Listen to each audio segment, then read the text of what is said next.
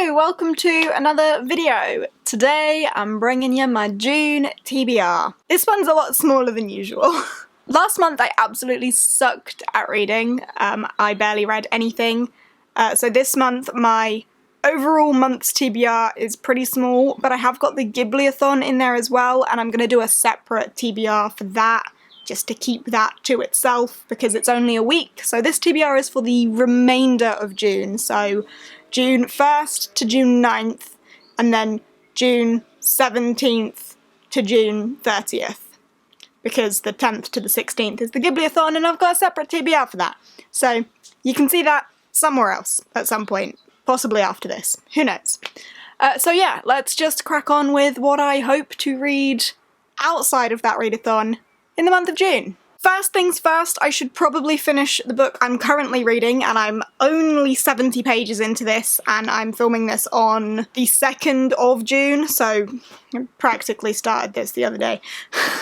Well, I actually started it a week ago, but I haven't read anything, so whatever. Anyway, Ash Princess by Laura Sebastian. This is a YA fantasy about a girl whose kingdom was taken over by another kingdom, and her mum was slaughtered in front of her, and she's now kind of held as a trophy piece, like a mockery of what her kingdom could have been, and this conqueror kind of puts her on display as the Ash Princess because her kingdom has fallen and burned, and she is the princess of nothing but ashes, which is a fun concept, don't you think? I think it's really clever. So far so good, not very far, but yeah, this is the first one I want to read.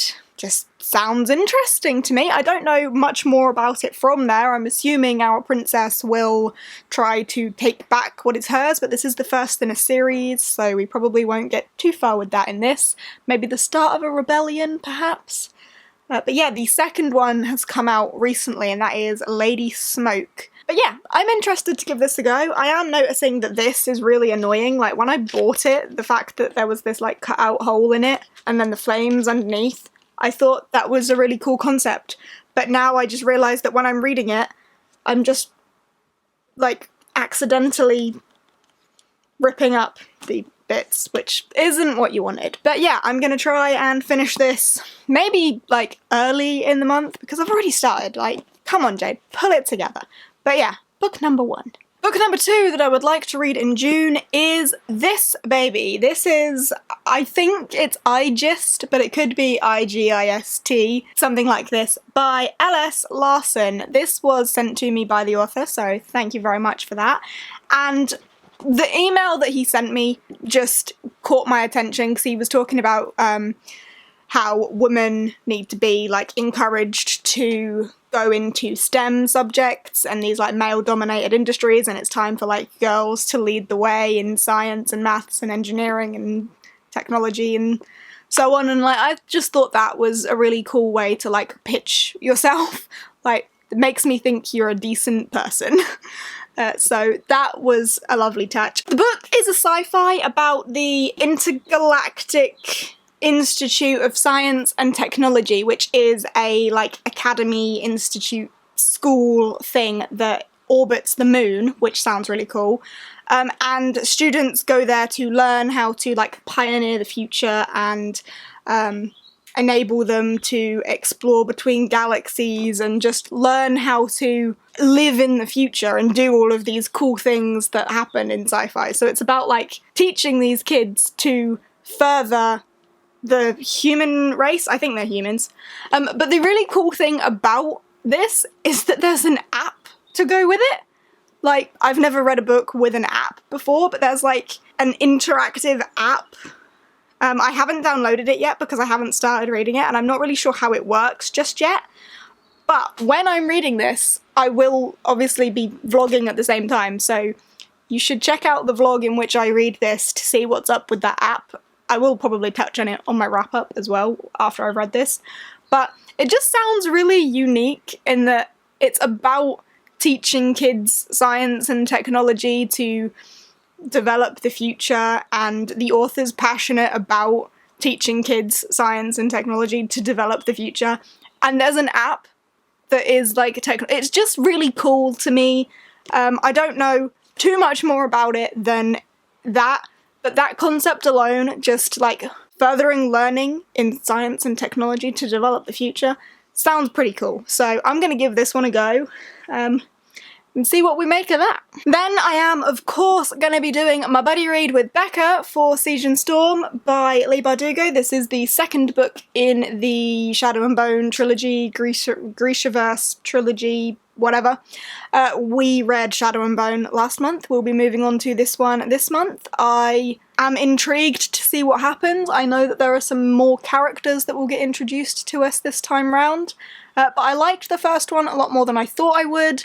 I've seen probably more negative reviews for this one than I had the first one, but again, going in with low expectations, I had fun for the first one, and I'm intrigued to see how the second one treats us, and yeah, I just think the covers for these are really pretty as well. Not that that reflects on the contents, but I'm looking forward to this, and another buddy read with Becca, so yeah, should be fun. And then I have put one whopper on my TBR, but this is one that I'm really excited to get to, and that is Knight's Shadow by Sebastian de Castell. This is the second book in the Greatcoats series, so we read The Traitor's Blade is book 1, and this is the Knight's Shadow, not the Knight's Shadow, sorry, Knight's Shadow, which is book 2 in the Greatcoats series.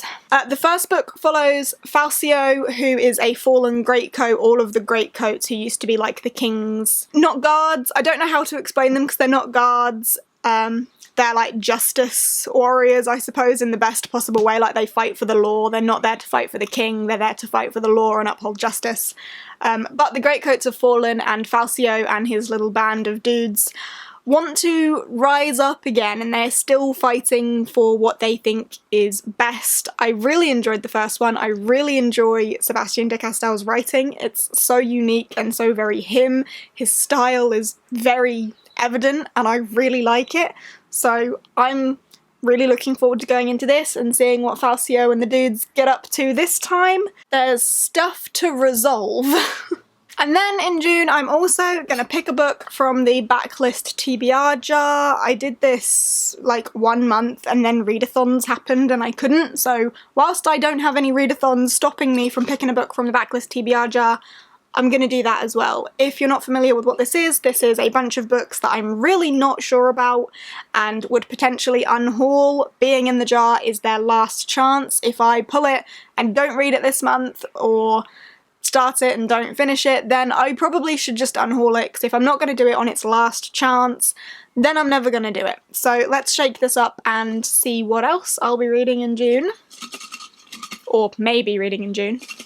Okay, I've got Satellite by Nick Lake. Where is it? 1 second. Here it is, Satellite by Nick Lake. Another sci-fi, so a couple of sci-fi picks on here. This is about a boy who was born like on a space station and has never come to Earth, and he's coming home for the first time. This is one boy's epic journey to discover where he truly belongs.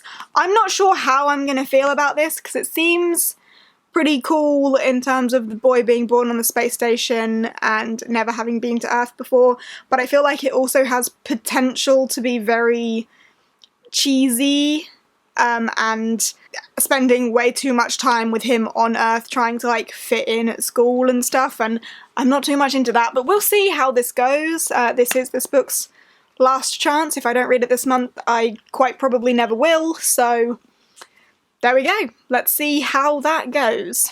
Oh, also in June, I should probably try and read Droid Nation. I can't remember who this is by, but Droid Nation, because it is the pick for Read, Rate, Review, which is the quarterly club and Book in a Jar smushed together, had an upgrade, and our new book club.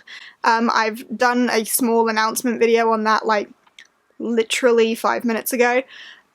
So you can check that out, or you can check out G's announcement video, because that's way more like informative. But yeah, I should probably read that because the live stream is on the 6th of July. So yeah, I don't actually own that book though, so I will probably read it on Scribd. We will see how that goes. But yeah, that is that.